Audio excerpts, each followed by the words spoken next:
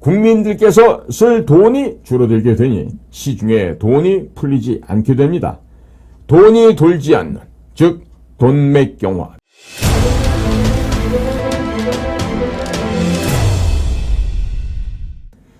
지금 재산세가 다 부과된 걸로 알고 계실 거예요.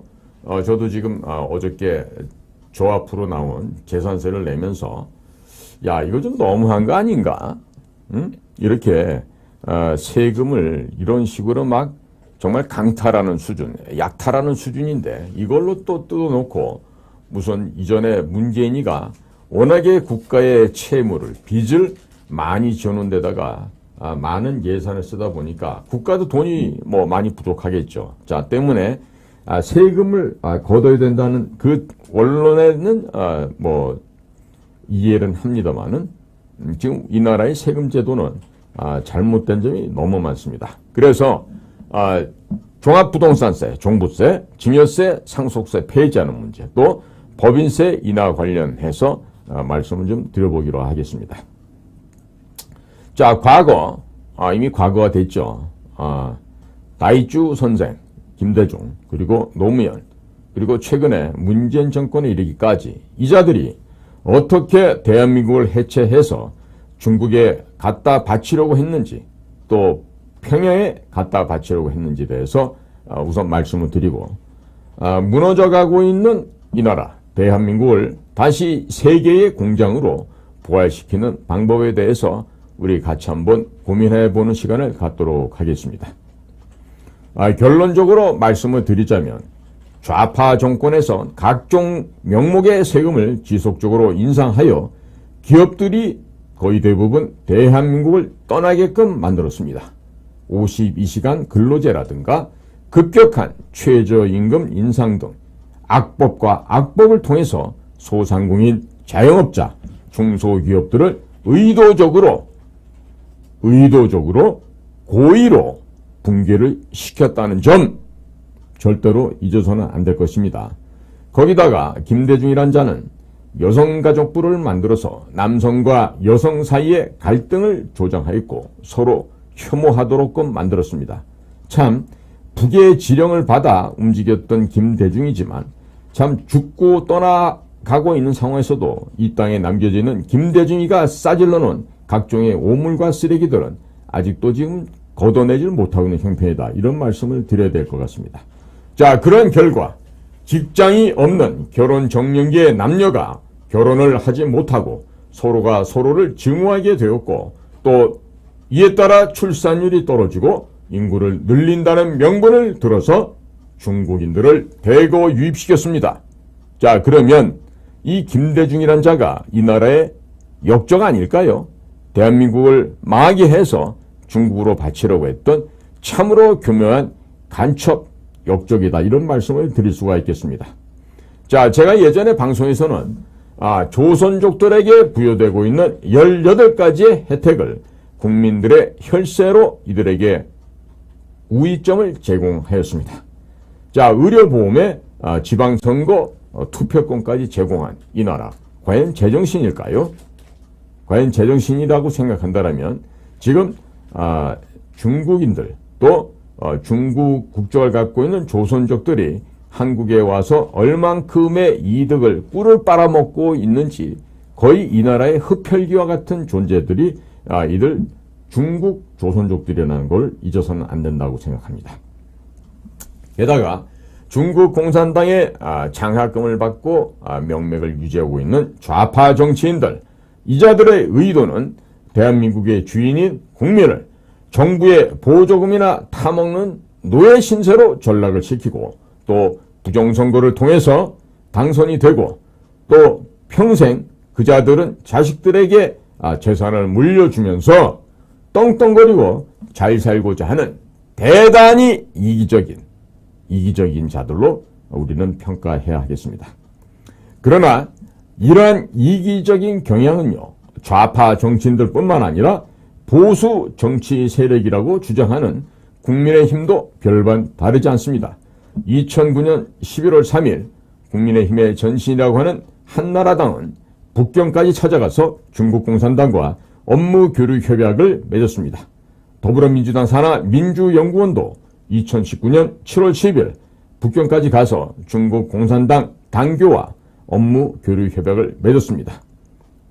이미 두 정당은 중국 공산당의 조선 총독부 혹은 안동도부가 되어서 1중대, 2중대 역할을 하고 있고, 따라서 부정선거 정황들이 나온다 하더라도 현재 침묵하고 있는 것입니다.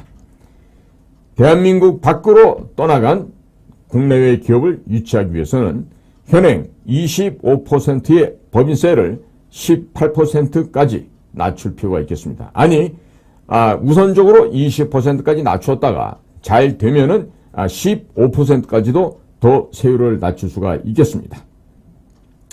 현재 법인세의 25%는 지방세까지 더하게 되면 27.5%포인트가 되므로 18% 정도로 낮춘다고 했을 경우 지방세를 포함하면 대략 20.5%포인트가 되는데, 이 정도 수준까지 낮추고 이중과세 비판을 많이 받고 있는 종합부동산세, 또 증여세, 상속세 등을 과감하게 폐지하게 되면 물가 또한 대폭 낮아지게 될 것입니다.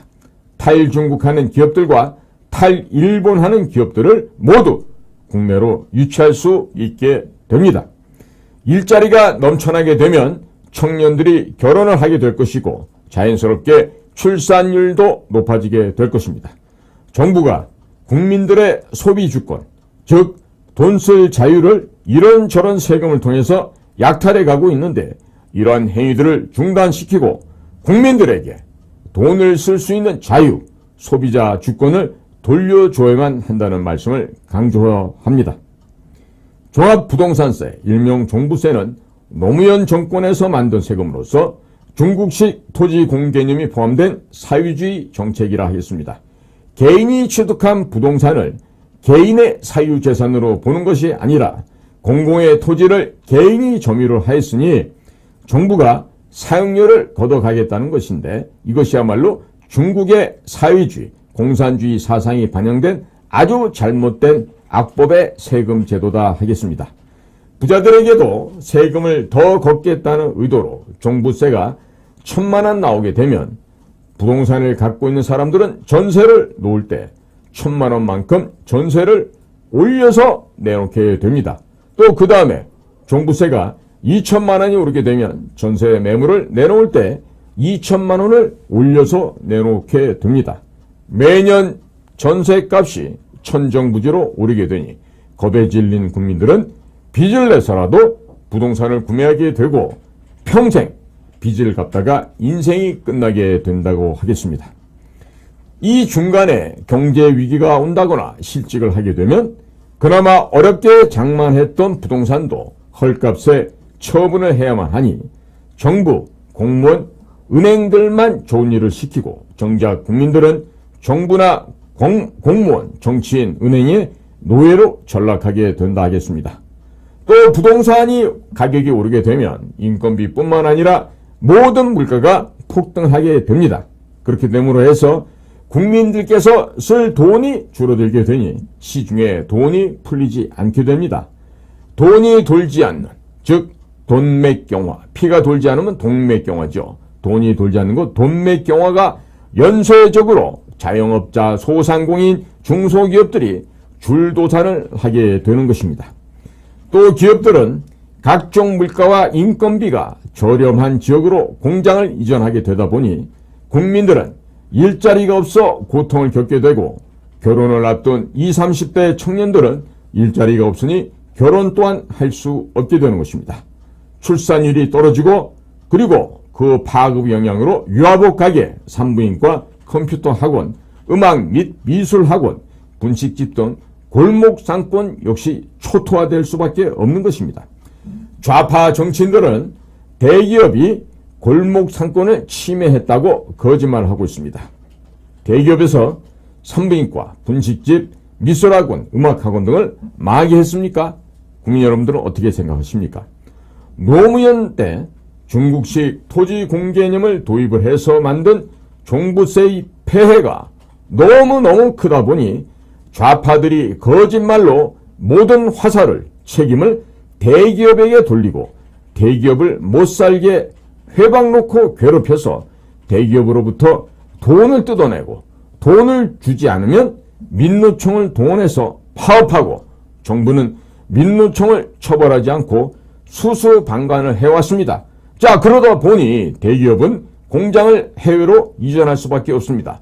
여러분들께서 대기업을 운영하는 회장님이시라고 하면 이와 같은 상황에서 과연 국내에서 기업을 운영할 사람이 몇 명이나 있겠습니까? 러시아가 북쪽 애들한테 무기를 지원하고 중공군이 6.25 당시 298만 명이 참전을 했습니다. 그래서 6.25 전쟁을 좌파 역사학자들은 동족 상잔의 비극이라는 말로 중공군과 소련군이 북한을 지원했던 것을 감추려고 하는 이런 얄팍한 전략을 쓰고 있는데요.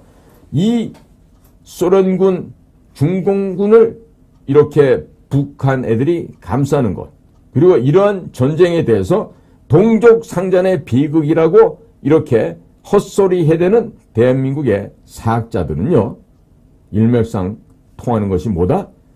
대기업에서 골목 창권을 파괴했다고 짓거리는 이 헛소리 망언과 일치한다 하겠습니다. 그래서 국민 여러분들께서는요, 이와 같은 거짓된 선전, 거짓된 기만 선전 이 언어를 통해서 사람을 혼란시키는 이러한 언어 용어 전술에 절대로 속아 넘어가서는 안 되겠습니다. 이미 우리는요, 부동산을 구입할 때 취득을 하면서 취득세, 등록세를 모두 납부하게 됩니다. 그렇기 때문에 매년 부동산에 대해서 종부세를 걷는 것은 불법이고 약탈이고 이중과세가 되겠습니다. 자, 그러면 대형 텔레비전, 피아노 이런 것들도 재산인데 왜 부동산에만 재산세를 부과하는 것입니까? 중국식의 토지 공개념, 즉 점유한 토지에 대해서 사용료 내는 개념이 포함되어 있기 때문인데요. 이러한 부동산세, 이건 당연히 폐지하는 게 맞겠죠. 그래서 종부세를 통해서 부자들한테 많이 걷어들인 후에 가난한 사람들에게 무상복지를 하겠다고 선전선동을 해왔는데 결국 부자들은 전세에 인상된 만큼의 세금을 얹어서 내놓기 때문에 결국에는 가난한 사람들, 일반 서민들의 고열을 뽑아서 가난한 사람들에게 주면서 정치인들이 무상복지하고 있습니다. 이렇게 선심을 쓰는 거짓말을 하고 사기를 치게 되는 것입니다. 이런 사기를 가장 많이 쳤던 게 바로 이재명이가 성남시장 경기도지사를 하면서 벌여왔던 이 거짓말 쇼가 되겠죠. 종부세만 없어진다고 하더라도 국민들이 은행의 노예, 공무원의 노예, 정부의 노예, 정치인의 노예 상태에서 벗어나기가 훨씬 쉬워질 것입니다. 여기에 반드시 상속세, 증여세도 폐지할 필요가 있다 하겠습니다. 부모님께서 열심히 일을 해서 자식들에게 재산을 물려주는 것이 도대체 무엇이 잘못됐단 말입니까? 재산 형성 과정에서 각종 세금을 다 납부했기 때문에 상속세, 증여세 이 또한 이중과세에 해당이 됩니다. 집에서 대형 텔레비전, 피아노 등을 자식들에게 물려주면 상속세나 증여세를 안 내고 있는데 무엇 때문에 현금과 부동산을 물려주면 세금을 또 내야 하는 것이죠? 굉장히 불합리하죠. 그러니까 지금 내왔던 세금리가 그대로 낸다고 하면요, 이건 지금 우리 국민들이 바보 병신이 되는 거예요. 그러니까 이렇게 불합리한 세금을 이 김대중과 노무현 시절부터 교묘하게 중국 공산체제에서 하고 있는 것을 베껴다가 우리 국민들의 이 고열을 짜왔는데, 국민 여러분, 이제는 좀 깨달으셔야 되지 않으시겠습니까? 그러니까 부모님들께서 열심히 일을 해서 자식들에게 물려주고, 그 자식들은 부모님께서 물려주신 회사를 망가뜨리지 않고 더욱더 번성하게 하기 위해서 열심히 공부도 하고 또 열심히 노력할 것입니다. 물론 잘못된 아이들이 그것을 받아서 흥청흥청 쓰다가 망하는 집도 있죠. 그러니까 2세, 3세로 가면서 망가진 회사도 있을 수 있습니다만은 남의 회사를 운영하는 것하고 내 회사를 운영하고는요, 하늘과 땅 차이, 차원이 다른 이야기가 되겠습니다. 그래서 열심히 일하는 근면성실한 이런 가족 기업들이 많이 나올수록 또 청년들의 실업이 줄어들게 될 것입니다. 즉 부모님께서 열심히 일해서 일궈놓은 기업을 물려받아도 세금을 내고 나면 남는 게 있습니까? 없습니까? 없게 되죠. 자, 그러니까 자식들이 굳이 아버지가 어머니가 해놓으신 이것들을 국가에다 상속세, 증여세 다 내고 굳이 내가 이거를 기술을 받아서 할 일이 뭐가 있겠어? 이렇게 하고 하면은요, 이런 귀한 중소기업들의 고급진 기술들이요, 사장이 되고 기술 전수가 끊어지게 되는 것입니다. 자, 지금 우리가 눈에 보이는 기술도 중요하지만 눈에 보이지 않는 노하우의 전수가 대단히 중요하기 때문에 이 증여세, 상속세는 마땅히 폐지되어야 한다. 이 말씀을 강조를 합니다. 또한 술값, 담배값, 기름값, 가스값 속에도 포함되어 있는 이중 과세들을 모두 철폐해 버린다면 서민 물가가 대폭 낮아지게 될 것입니다. 이러한 세금들 속에는 교육세라고 하는 것이 또 포함되어 있는데 매년 학생 수는 줄어들고 있죠. 그런데 교육 예산은 점점 증가하고 있습니다. 그러니까 학교에서 예산 낭비가 매우 심합니다. 온갖 항목을 달아서 그 넘쳐나는 이 비용을 학교에서 써대고 있죠. 제대로 된 교육은 하지 않고 이 풍부한 돈을 가지고 돈장난하는 것이 지금 최근에 학교에서 벌어지고 있는 일탈행위다. 이런 말씀을 드릴 수가 있겠습니다. 자, 그러니까 술값, 담배값, 기름값, 가스값 속에 포함되어 있는 교육세를 거둘 필요가 있습니까? 없겠습니까? 당연히 없죠. 그런데 지금도 계속 거둬들고 있습니다. 자, 이런 것 이외에도 다양한 세금들이 포함되어 있는데 처음 세금이 신설될 때는요, 우리나라는 세수가 부족하기 때문에 부자들에게 세금을 조금 더 걷겠다는 의도를 표명하게 됩니다. 하지만 수십 년이 지나게 되면 대한민국의 산업 경쟁력이 이미 강화가 되었고 세수도 또한 많이 늘어났습니다. 그래서 술, 담배, 기름, 가스 등 전 국민이 사용하고 있는 이 생필품, 이 생필품에 대한 이 세금은요, 줄여야만 합니다. 그리고 부자들에게 조금 더 걷어서 세수에 보태겠다고 이런 의도로 만들어진 이런 이중 과세들은요, 이제는 더 이상 걷지 말고 폐지할 때가 되었습니다. 자, 이로 인해서 우리 쓸데없는 가스공사라든가 석유공사라든가 이런 데서 엄청나게 반관반면의 공사를 유지하면서 그냥 꿀을 빨고 있죠. 이런 거를 지금 고쳐야 되는 거죠. 자, 전 국민이 과거 연탄을 떼던 시절, 저도 많이 기억이 납니다만은 가을이 되면 연탄 배달 트럭이 오고 그 연탄을 2장씩, 3장씩 이런 식으로 날리면서 광에다가 쌓았던 그런 추억이 아련합니다. 그 당시에 만들어졌던 이와 같은 세금 체계는 이제 어떻게 하죠? 과감하게 철폐할 필요가 있겠습니다. 또 개인소득세 최고 구간이 45%포인트인데 이 또한 20%포인트까지 낮추게 된다면 전 세계의 부자들이 한국으로 몰려들게 될 것으로 예상이 됩니다. 자, 열심히 일을 했습니다. 그런데 이렇게 열심히 일해서 번 돈을 정부가 45%포인트나 가져간다고 하면 일할 능력과 일할 의욕을 상실하게 될 것입니다. 실질적으로 많은 부자들이 대한민국을 떠나고 있다는 사실을 간과해서는 안 될 것입니다. 이승만 대통령께서 1923년 3월 태평양 잡지에서 공산당 당부당이라는 글을 쓰셨습니다. 이 글에서 자유롭게 되기를 원하는 인간의 본성을 억압하는 것이 공산주의, 이렇게 명확하게 정의를 내리셨습니다. 다시 한번 말씀드립니다. 자유롭게 되기를 원하는 인간의 본성을 억압하는 것이 공산주의다. 자, 그런데 현재 우리나라는 국민들이 납득할 수 없는 각종 세금이 너무나도 많아서 국민들의 돈 쓸 자유, 돈 쓸 권리, 소비자 주권이 박탈당하고 있습니다. 부자들의 재산을 뺏어서 가난한 사람들에게 나눠주자는 김일성과 공산주의자들의 외침이 상당 부분 대한민국에서도 실현되었습니다. 공무원 숫자를 대폭 줄이고 불필요한 공기업은 과감하게 매각해버리고 한 번 국회의원을 하면 죽을 때까지 매월 120만 원씩 나오는 국회의원의 연금 또한 폐지를 해야만 하겠습니다.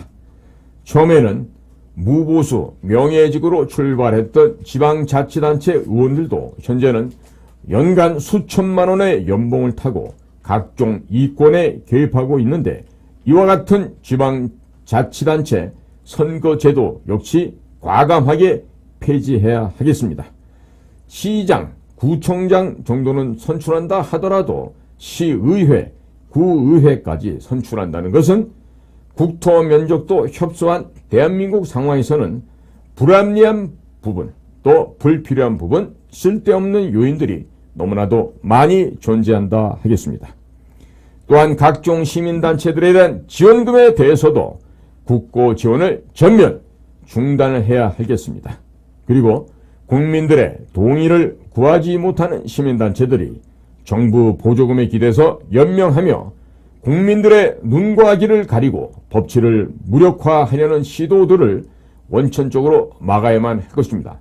지금 이와 같은 시민단체 지원 예산이 얼마인지 아시죠? 자그만치 102조 원입니다.